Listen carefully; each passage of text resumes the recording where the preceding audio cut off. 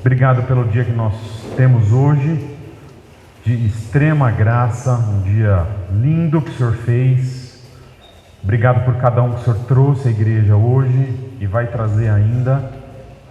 E obrigado, Senhor, porque a gente conjuntamente tem trabalhado junto, tem vivido uma vida comunitária aqui na igreja. E a partir desse convívio, que seja um convívio dirigido pela palavra de Deus, pelo estudo sério das Escrituras, e a partir desse estudo que a gente tem uma vida em comunidade, uma vida em família, que seja compatível com o que a gente tem aprendido tanto do Senhor aqui no nosso meio. Obrigado por esse tempo, ilumina a minha mente e a mente dos irmãos aqui e o coração, para a gente aprender um pouquinho do que o Antigo Testamento tem para nos oferecer. É isso que eu te peço, Senhor, eu te agradeço em teu nome. Amém. Turma, semana passada iniciamos uma nova disciplina aqui na igreja chamada Panorama do Antigo Testamento. E volta um slide só, Sérgio, por gentileza. Nós fizemos uma provinha e eu vi que alguns irmãos tiveram alguma dificuldade com a nota da provinha, né? Alguns irmãos tiraram 2, tiraram meio, né? Como que tirou meio? Você tem o nome, né? Enfim. Mas muitos irmãos manifestaram alguma dificuldade, talvez até pela rapidez do teste. Mas o meu ponto com a prova não é dizer que os irmãos não sabem. O meu ponto com a provinha que a gente teve semana passada, justamente é para mostrar para os irmãos a importância da gente compreender alguns aspectos introdutórios do Antigo Testamento. E ao fim da matéria, a gente vai repetir o teste. E eu tenho certeza que essa nota vai aumentar, ou vai gabaritar a prova. Teve um camarada que não fez no dia, não sei se vale. O que vocês acham? Tinha que ter feito no dia aqui, né? No dia, não é no dia? Teve um que não fez no dia, não está aqui entre nós hoje, está em outra sala. Não fez no dia e tirou 9. Vale, Cris? Vale? Por que vale? Vale, Sérgio? Tirar 9 assim, não fazer no dia, fazer em casa, não é comendo pipoca, não. Tem que fazer aqui na raça. Tirar 9 aqui. Mas se você não tirar uma nota tão boa, não tem problema. Isso compõe um pouquinho a estrutura da disciplina. Vocês vão depois dominar esse assunto aqui, né? E depois quem vai passar a dificuldade vendo os irmãos estudarem o Antigo Testamento serei eu. Legal, vamos conversar um pouquinho hoje então o que é e como funciona um panorama. Cara, é tão legal ver vocês assim, abertinhos assim, parece um teatro, né? Legal. Como que é o panorama, o que funciona? E eu gosto de começar essa matéria usando uma ilustração que o Sérgio vai colocar pra gente lá agora.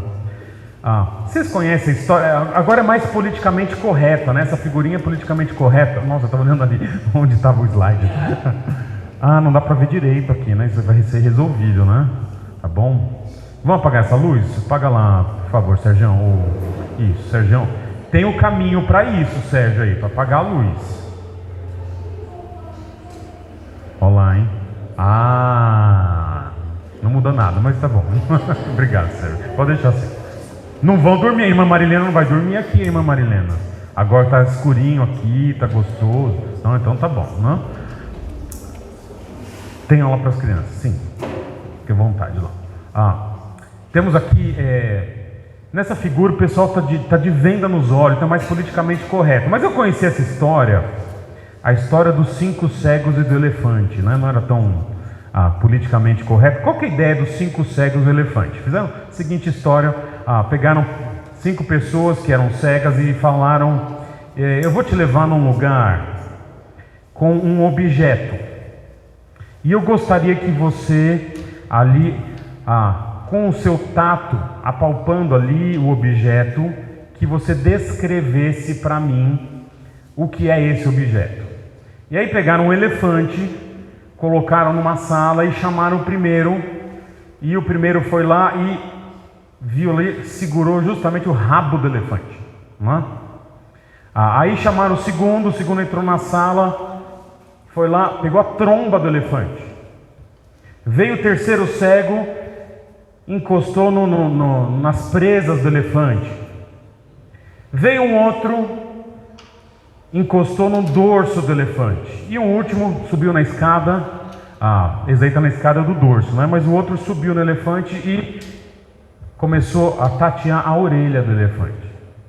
E aí cada um ficou lá vendo o que era o elefante, do rabo, da tromba, não é? O do dorso, o das orelhas, né? O da presa.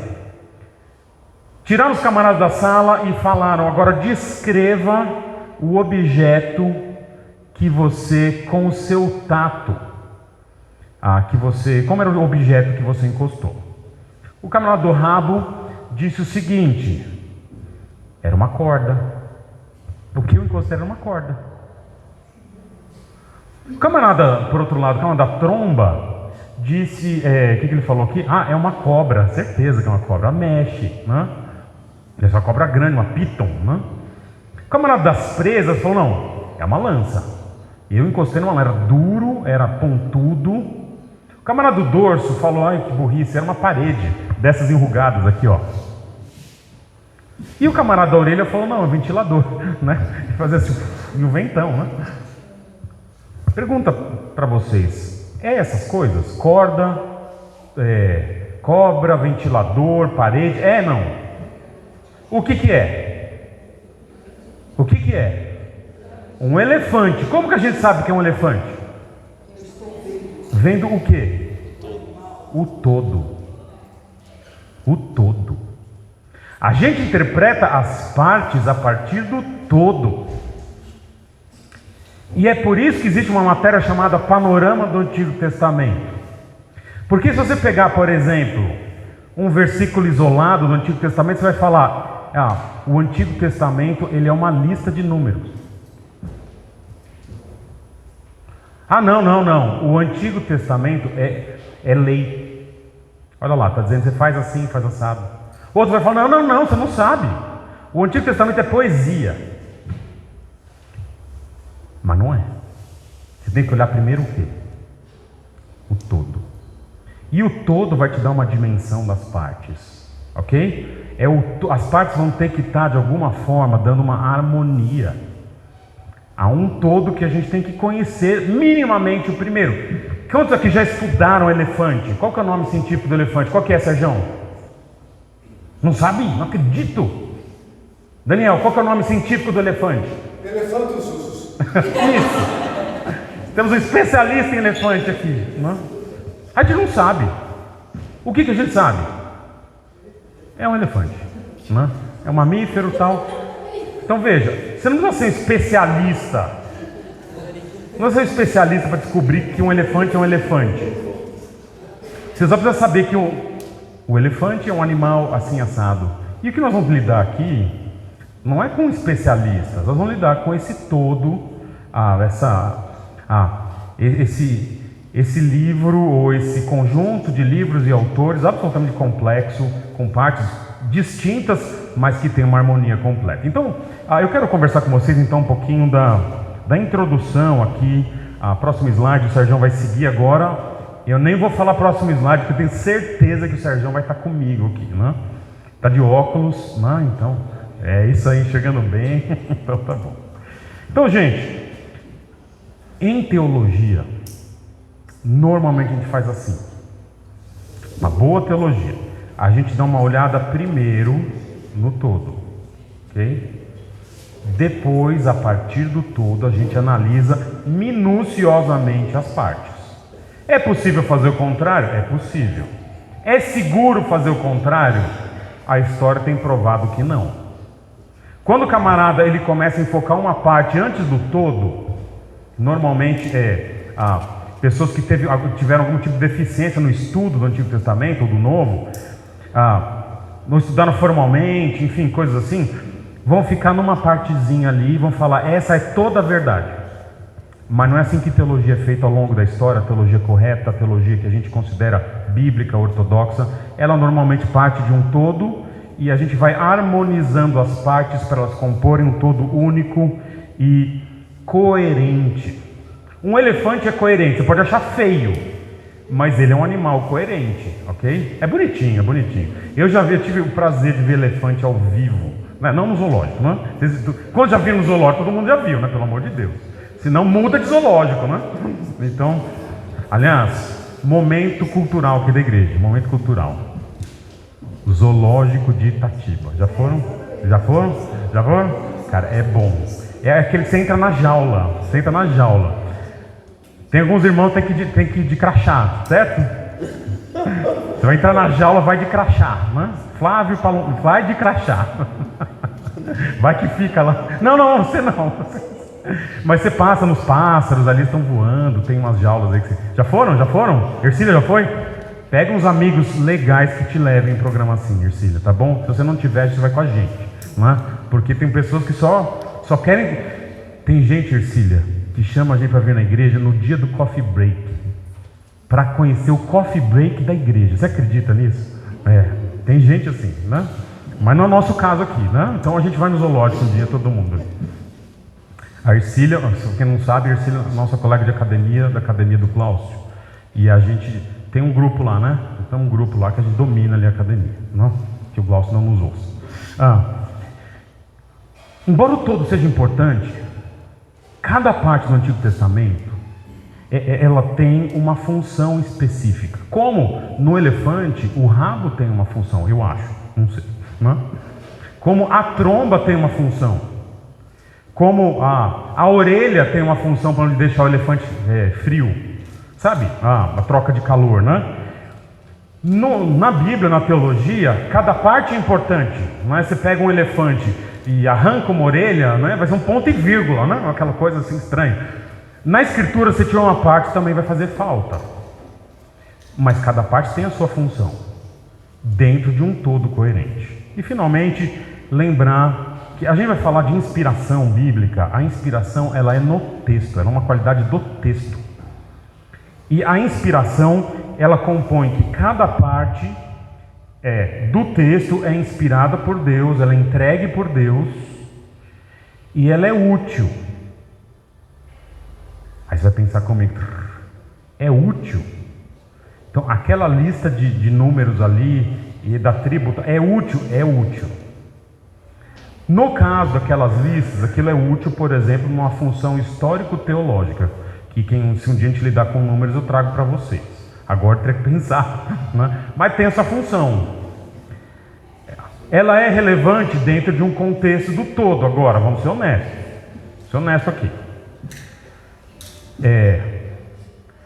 Você está andando na rua e tá na sua casa e você descobriu que tá com a sua unha do dedinho do pé, a unha do dedinho do pé, ela tá saindo, né? Aquela abinha assim. É ruim. É ruim. Aí você liga lá pro seu chefe e fala: não vou trabalhar hoje. Por quê? Porque eu estou doente. Pode fazer isso? Por causa da unha do dedinho do pé, pode fazer isso? Pode falar: estou doente. Não prego mais na igreja porque eu estou doente. A minha unha do dedinho do pé fez assim. Não pode. Por quê? Embora ela tenha sua função, se tiver inflamado vai doer, ela não é essencial para o seu corpo realizar a maioria das atividades, ok? Então, por exemplo, se eventualmente num estudo dos primeiros livros eu suprimi um estudo sobre genealogia, não, a gente não vai ter genealogia, eu vou pular. Ninguém fala: meu Deus, esse pastor é um herege, né? Ele cortou. Não, é só porque é uma coisa que não vai afetar a sua vida para sempre. Meu Deus, eu não decorei a genealogia e tal, entendeu? Então tem o seu papel dentro de um contexto histórico, mas enfim, ela também tem textos que tocam mais a nossa vida, que lidam com princípios mais diretos para o dia a dia, ok? O Antigo Testamento ele é um corpo complexo, extremamente complexo. Nós estamos falando de mais de 1000 anos entre os acontecimentos, muito mais que 1000 entre os acontecimentos, e mais de 1000 anos entre os autores. Fala para mim um autor de 1000 anos atrás. Alguém lembra algum? Cita alguém aí que você já leu de 1000 ou mais anos atrás. Vai, cita aí. Santo Agostinho, alguém já leu? Não? E aí? Tranquilo para ler? Tranquilo, Isaac? Traduzido, né? Amém, né? Que é traduzido. Que bom. Não sei como está o seu latim, né? Enfim, ou o seu grego, enfim. Gilgamesh. Oi? Gilgamesh. O que é isso? Gilgamesh. Pronúncia, desculpa. Realmente, o seu sotaque. Mas olha que interessante, a tradução que eu li do Agostinho usava Deus como voz. Então, ruim, né, de ler? Não precisava, né? Mas o conteúdo é atual. Enfim, é um longo período de tempo. Só o livro de Juízes, turma, são mais de 400 anos. E mais, as línguas que são usadas no Antigo Testamento, o Antigo Testamento foi escrito em 2 línguas. Alguém lembra quais são? Hebraico e aramaico. Aramaico é uma língua levemente distinta do hebraico, mas muito falada no mundo antigo, especialmente depois do exílio babilônico. Mas olha que interessante. Alguém lembra alguma palavra hebraica que não tenha saído da escritura? Alguém sabe alguma? Eu sei uma. Kosher, né? Que é comida. A comida do judeu do árabe é halal e do judeu kosher, tá vendo? Mas a gente não sabe muito, né? Palavras semíticas ou palavras até da língua árabe, muito distantes do que a gente sabe, né? Eu sei algumas palavras do árabe, lembrando que normalmente palavras que começam com al, né? No português são palavras que vêm da língua árabe, né? Então, alfafa, que mais? Alface, almôndega não tem nada a ver. Enfim, mas são palavras mas o resto a gente não sabe, né? São línguas, na língua grega não, na língua grega a gente se vira um pouquinho, mas na língua hebraica, enfim, uma diversidade enorme de autores. É difícil lidar com autores diferentes, não é? Porque às vezes o cara usa um termo parecido com conceitos diferentes. Isso acontece pouco na escritura, mas acontece. A gente, por exemplo, faz pesquisa teológica, a gente faz o seguinte: como que a gente faz muitas vezes? A gente pega uma palavra e vê como ela é usada primeiro no autor, e depois a gente vê em outro autor. Há pessoas que dizem, por exemplo, no livro de Gênesis, que Moisés usou, quando ele fala lá na criação, 6 dias, né? Primeiro dia, segundo dia, ele usa uma palavrinha que pode ser traduzida no Antigo Testamento por tempos ou eras. E aí os camaradas vão dizer que são, às vezes, milhões de anos. Só que quando você pega a palavra yom, a palavra dia no hebraico, usada por Moisés, que é um autor bem antigo para o Antigo Testamento, ele nunca usou a palavra yom para se referir a tempos ou eras. Esse uso dessa mesma palavra para se referir a tempos ou eras é um uso posterior, ok? De 500, 1000 anos depois, aí essa palavra que era para dia, ela começa a ser usada por outros autores para se referir a tempo de forma geral, ou eras muito longas e tudo mais. Mas Moisés nunca usa. Aí você começa a falar, não, Moisés em nenhuma outra passagem muito clara usou yom para se referir a eras. Então provavelmente em Gênesis capítulo 1, quando ele fala dias, ele está se referindo ao período de 24 horas, ok? Então porque ele como autor tem uma consistência, a gente imagina que o camarada tem algum tipo de coerência, né? Ele vai falar dias hoje e amanhã, quantos dias você tem? São milhares de anos, enfim, há uma coerência, ok? Esse tipo de coisa. E distante de nós, turma, o Antigo Testamento está muito distante de nós em termos de tempo, espaço e cultura. Cara, tempo nem se fala, nós temos só de Jesus para trás mais de 2000 anos. Nós estamos falando coisas do Antigo Testamento de 5000 anos para trás. Ok? As pessoas não usavam ferro, sabiam usar ferro, sabiam puxar ferro. Os judeus vão começar a usar ferro na época de Davi, chamada Idade do Bronze. Então, é um tipo de mentalidade de vida, estilo de vida completamente diferente do nosso. Ok? Então, tudo isso tem que ser levado em conta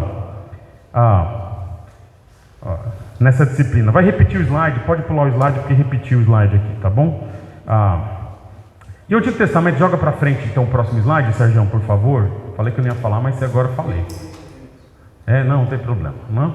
Isso, pula aí, agora vai para o próximo. Eu quero saber certinho qual é aqui, por favor. Tá bom, tá indo lá.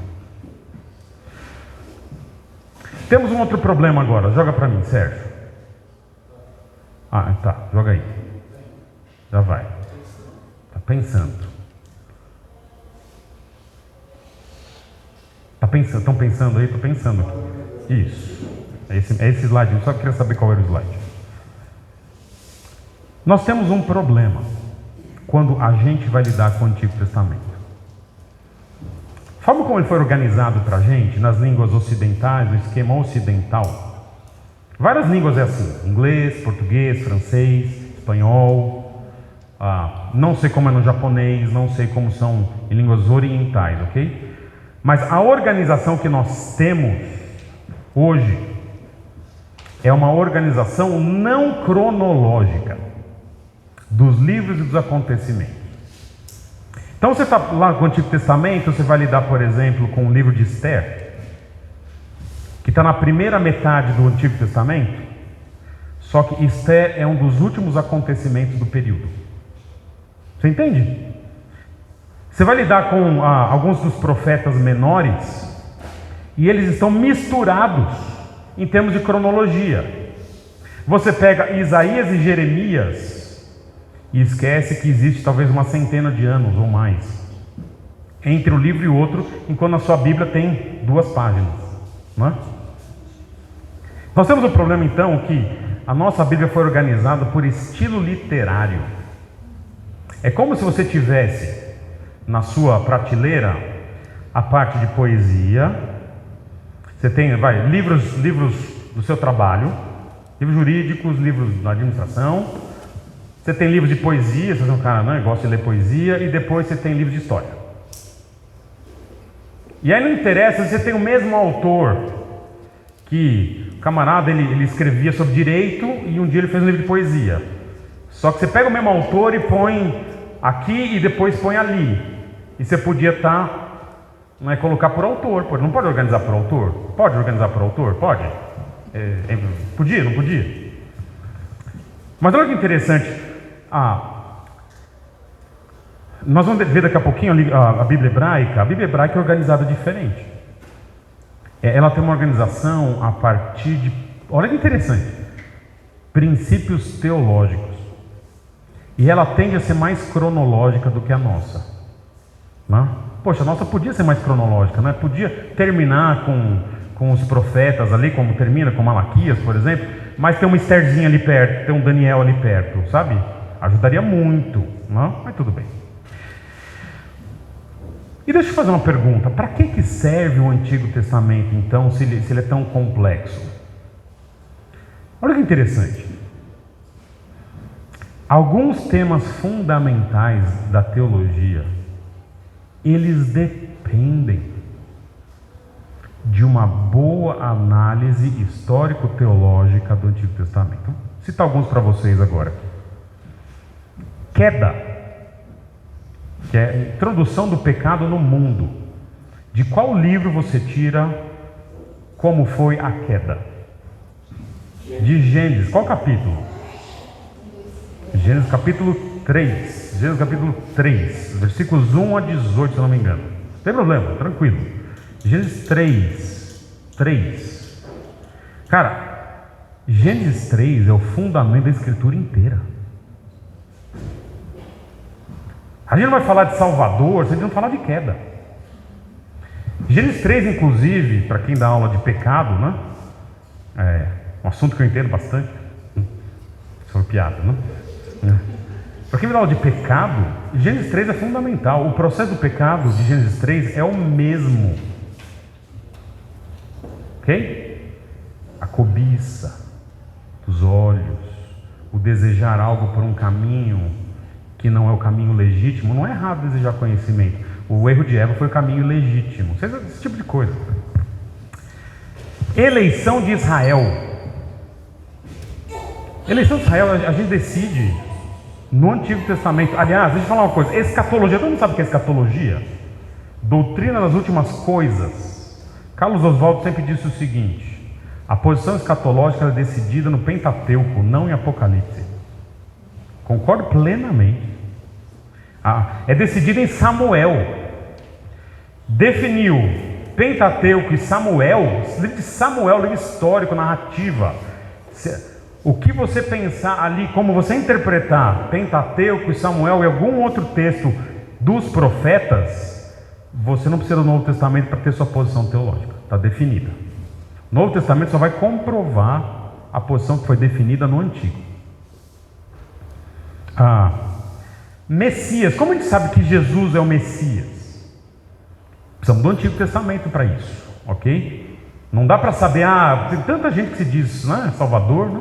O Antigo Testamento é fundamental para a gente ver os requisitos messiânicos em Jesus.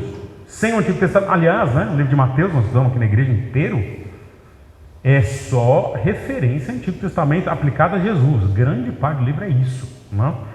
E é interessante que, olha, é que a gente tem um conhecimento muito ruim do Antigo Testamento. Quando, por exemplo, há passagens importantes do Novo, transfiguração. Lembra da transfiguração? Você lembra que Pedro, o apóstolo Pedro, na transfiguração, ele dá uma orelhada ali, vocês lembram? Lembram? Ele chega e fala o seguinte: Jesus, tá tudo tão legal, né? Eu estou vendo aqui Elias, estou vendo Moisés, você, nossa, e a gente, né? Vamos acampar. Lembra que ele fala, vamos montar umas tendas, vamos acampar, vamos fazer acampar dentro aqui, vamos? De onde que Pedro tira isso? De onde vem essa ideia de acampar com Moisés? Vamos acampar com Moisés. De onde vem isso? Vem de uma leitura de Zacarias. Cara, camarada, pescador, ignorante, ele está olhando o que está acontecendo e relaciona com o profeta Zacarias, que talvez alguém que nem soubesse que existiu, né? E ele sabe a fundo, a ponto de falar, talvez seja o que Zacarias falou do tabernacular. Se eu não me engano, Zacarias capítulo 10. Eu não sou Pedro, então ainda tem que comer muita farinha no Antigo Testamento para ter essa referência aqui. Mas olha interessante, o camarada ele pega e aplica um profeta menor. O Novo Testamento depende de uma boa leitura do Antigo. Esse é o último ponto aqui para a gente. Então, a minha especialização é Novo Testamento. Só que olha que interessante, a minha última matéria que eu vou fazer agora, daqui a uma semana no mestrado, vai ser o uso do Antigo no Novo. Porque não dá para se falar em Novo, camarada, sabe, grego, o que for, se não souber muito bem como que os autores, na grande maioria judeus, lidavam com o Antigo. Então, não existe um especialista em Novo. O especialista em Novo, ele tem uma boa base de Antigo para só construir o Novo em cima. Essa é a realidade, não? Assim, turma, para a gente lidar, próximo slide, com essa disciplina, então, a gente vai ter que compreender todo o panorama do Antigo e mais. O que eu quero trazer para vocês aqui são os processos históricos que definiram esse mundo que é tão distante, tão diferente, contra a língua e tudo mais. E é o começo, já estou na segunda frase aqui, mas está demorando aí, né, Sérgio? Do que eu chamaria da percepção de um fio teológico da história. Já andou de tirolesa? Já fez tirolesa? Quem já fez tirolesa aqui? Já fizeram? É legal tirolesa? O que é legal da tirolesa? Alguém sabe? Todo mundo sabe o que é tirolesa, sabe? Cecília já fez? Tem amigos que te levaram nisso? Não acredito. Cassiano? Então a gente vai no zoológico na tirolesa. Vai mostrando aí, Nirce. Oi? A gente vai fazer uma tirolesa da nossa pro lado, isso, passando pela dela. É vizinha de frente, né, Ercília? Então dá para fazer a sua casa mais alta, vai uma tirolesa para aquele laguinho ali de baixo. Ótimo, é excelente, bom demais. Tirolesa você pega, se pendura, né, com cabide, né, basicamente um cabide, né, num fio e tem uma coisa de cima para baixo, né, um fio que une uma montanha a um vale, não é isso? Basicamente é isso. Ou uma plataforma a algum lugar baixo. A tirolesa, turma, ela une então ambientes diferentes. O que nós estamos propondo aqui é que a gente coloque o nosso cabidinho teológico em algo que vai unir, vai começar com o antigo e vai depois bater lá no novo. E desce e cai no lago, não? Do Novo Testamento. E nós vamos ter que descobrir, por exemplo, nessa tirolesa, quais são os temas do Antigo Testamento que continuam no Novo. Tem um monte de tema que começa no Antigo e continua no Novo, não tem? Fala de Messias, por exemplo. Agora, olha que interessante. O Novo é igual ao Antigo? Senão não era novo, não é? Chama Novo Testamento porque existem rupturas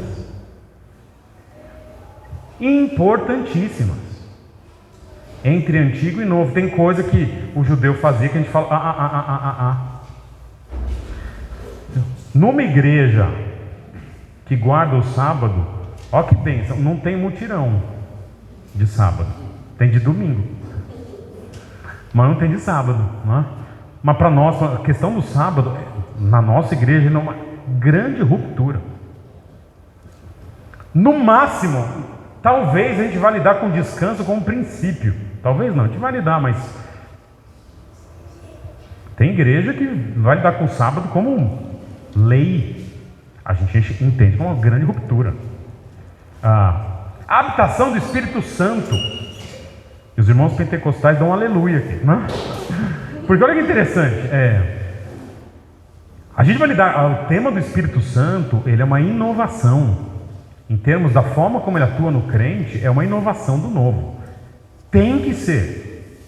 Uma vez eu conversei com um pastor, e ele era especialista no Antigo Testamento, eu falei, é uma pergunta, uma dúvida que eu tenho até hoje, porque isso é muito pouco revelado, eu falei, como que era a atuação do Espírito Santo no crente no Antigo?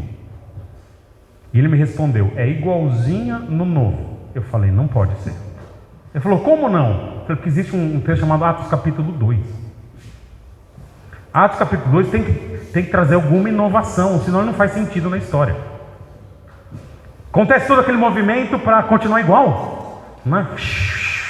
Vento impetuoso e tal, e aí galera, é o mesmo. Não pode. Tem que ser alguma coisa diferente. E um ponto da gente, por exemplo, é a habitação do Espírito Santo. Ela é revelada no Novo. Possivelmente existia no Antigo. Há um texto de 1 Pedro que vai dizer que os profetas tinham um Espírito. Mas você não tem nenhum texto do Antigo Testamento que diz que todo crente tinha um Espírito. Possivelmente o Novo tem uma questão. Agora o Espírito Santo habita em cada crente. Permanentemente. Não? Finalmente, então nós temos continuidades, temos rupturas, não é mais assim, e nós temos o que eu chamaria de síntese. Isso é um conceito teológico importante. Síntese é o seguinte: a síntese ela muda, ela é um pouco de ruptura e um pouco de continuidade, um pouquinho dos dois, né? Então, por exemplo, jugo desigual. O que é jugo desigual? Alguém sabe o que é jugo desigual? O que é? Por exemplo, um crente vai casar com uma pessoa que é um íncrédulo. Isso, um crente e um incrédulo casando. A gente chama isso de jugo desigual. Isso está presente no Novo Testamento? Está presente um conceito assim? Onde? Alguém sabe? É uma carta de Paulo. 2 Coríntios 6, isso mesmo, muito bem. Esse conceito está presente no Antigo? Alguém sabe algum texto do Antigo que fala disso? Se está para você, Malaquias capítulo 2. É a mesma coisa? Não. Em Malaquias é um problema de casamento fora do povo de Israel. É a mesma coisa? Não é. Não é a mesma coisa. Ninguém aqui é judeu. Mas é parecido? Então, tem continuidade esse processo de julgo desigual do Antigo e do Novo? Tem. É tudo igual? Não, tem algumas rupturinhas. Mas há um mesmo conceito com nova roupagem. Ok? Isso é chamado de síntese. Tudo isso está presente aí. E olha que interessante. Acho que é o último slide que eu tenho aqui. Não. É o penúltimo slide dessa parte. Nós vamos entrar agora já no Antigo Testamento já. Turma, panorama não vai lidar com detalhes. Não vai lidar, é panorama. Sabe aquele texto do Antigo Testamento que você não dorme até hoje, porque você fica pensando naquele versículo específico, sabe? Sabe? Também não sei, não é? A gente não vai lidar com esse versículo aqui. A gente no máximo vai colocá-lo dentro de um contexto maior. Então a gente vai lidar com o processo histórico. Olha que interessante. O processo histórico é mais relevante do que cada episódiozinho. O todo, nesse ponto, ele vai ser estudado e nem sempre a gente consegue encaixar 100% o episódio histórico. Às vezes ele pode ser só uma exceção. E olha que interessante, ouça isso que eu vou dizer aqui, isso é importante, essa última frase aí.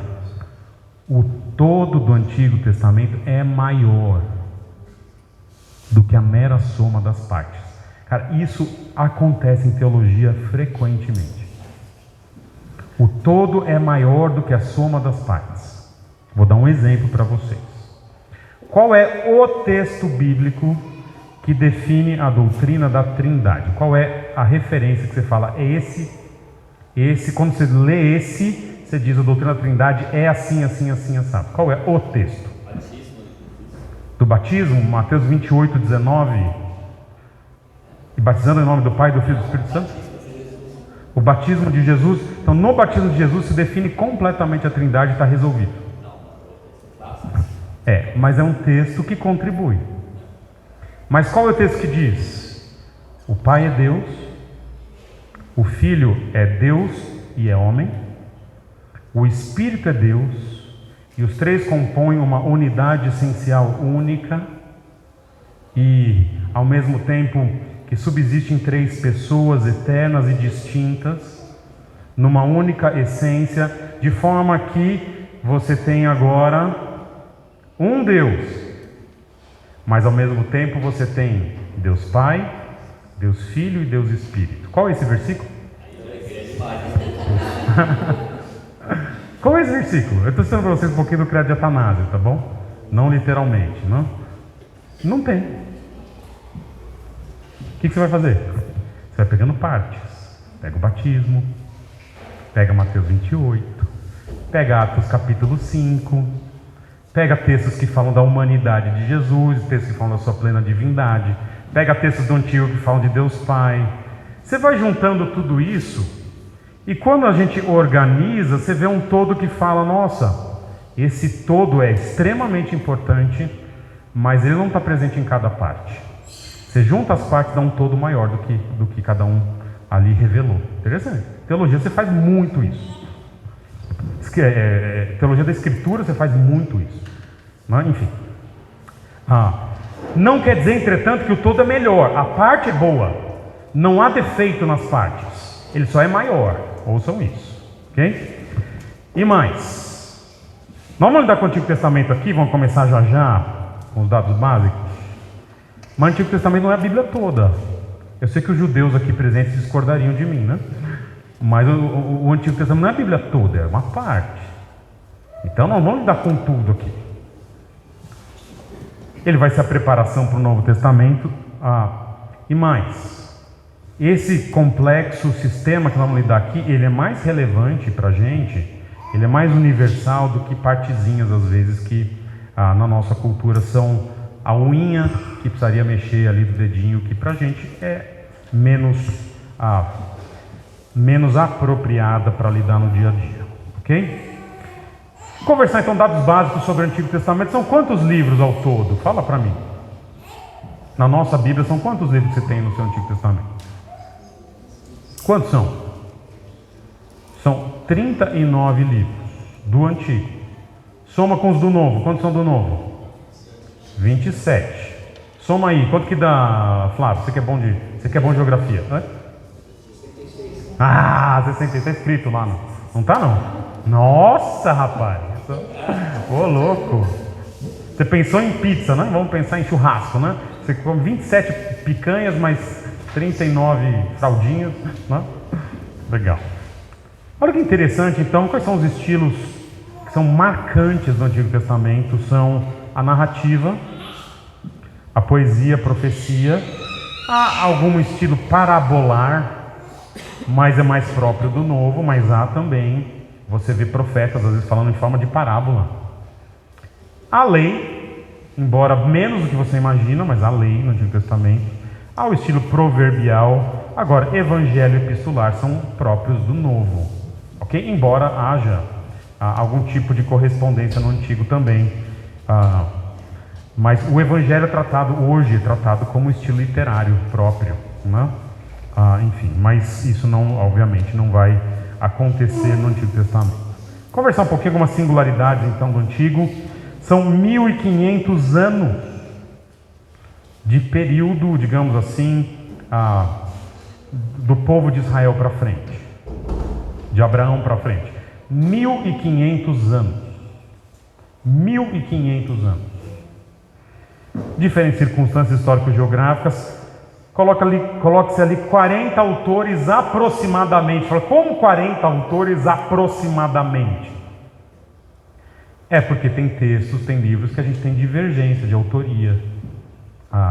Você tem textos que a gente fala, o provérbio de Salomão e não é de Salomão, aquele provérbio específico. Não, esse salmo de Davi e não é de Davi, aquele salmo específico. Enfim, ou às vezes não está identificado o autor, a gente não sabe, não é?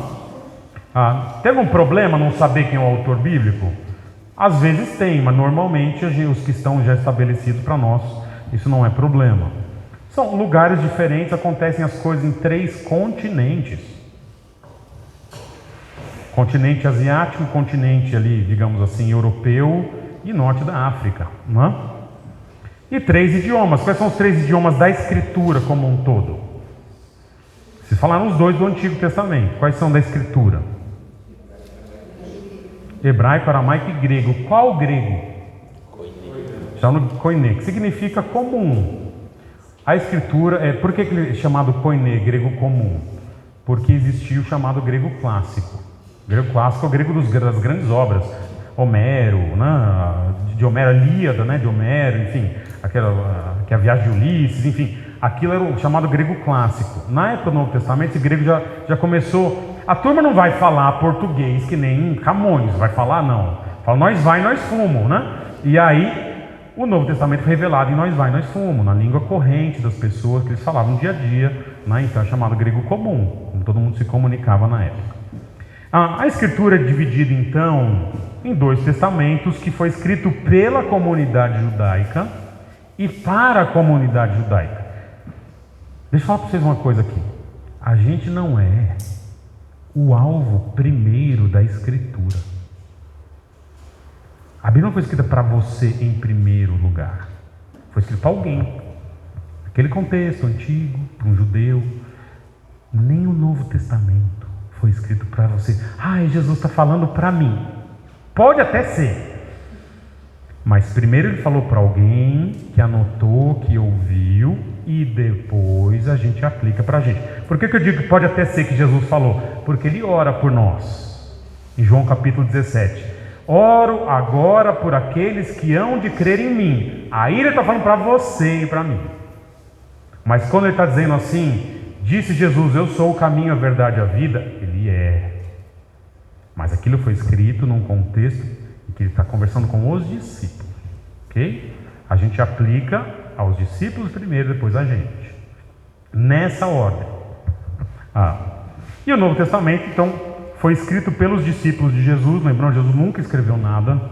E olha que interessante, o Antigo Testamento foi mais de 1 milênio de autores. O Novo Testamento é mais de 40 anos.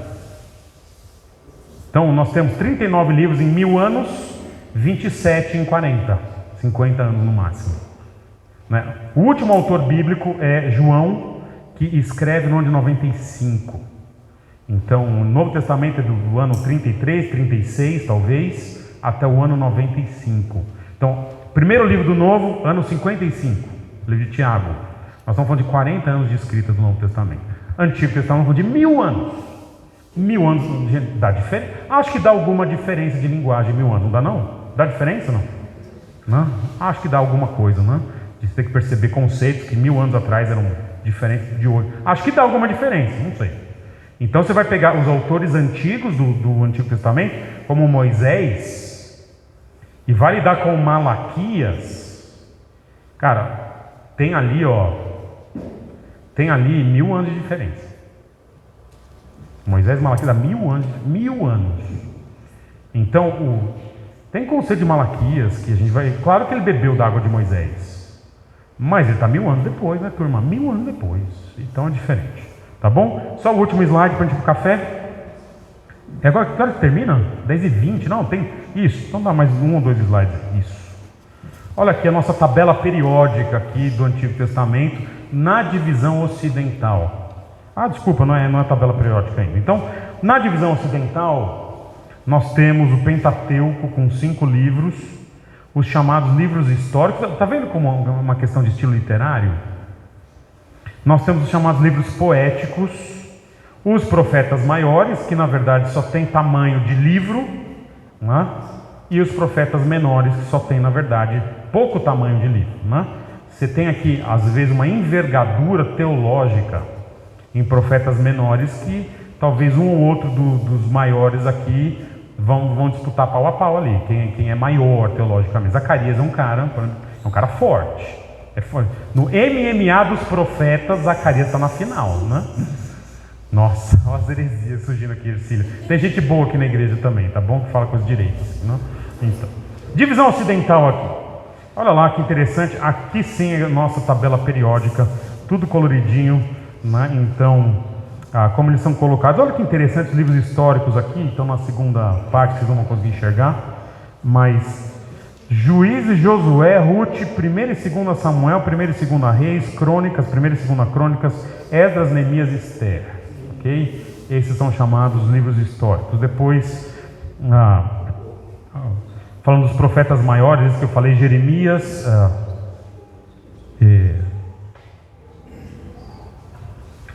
eu só estou com uma dúvida aqui. Isaías, Jeremias, Lamentações. Lamentações é interessante, né? Que é um livro poético, mas ele é colocado depois de Jeremias como foi feito por Jeremias. Alguém fala, vamos dar um boi para ele, não vamos pôr nos poéticos, né? Ezequiel e Daniel são os profetas maiores. Olha que interessante, mas Daniel, ele é um livro menor, né, em termos de capítulos. São 12 capítulos? 12? Não estou com uma boa memória. Não, só por volta disso. Você pega um profeta como Zacarias também, que é grandinho, mas está lá no final, né? Talvez por outras questões históricas, ou da importância de Daniel para a teologia também do Antigo Testamento. Talvez tenha sido isso.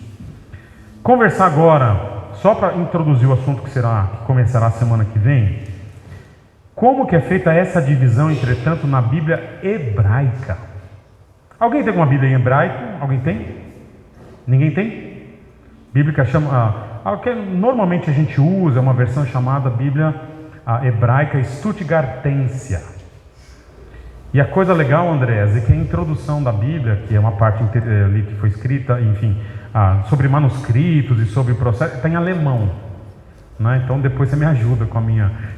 existe Stuttgartensia com essa introdução em inglês, em espanhol, mas a que eu tenho está em alemão, e aí... Mas não vou dar de presente para você, tá bom?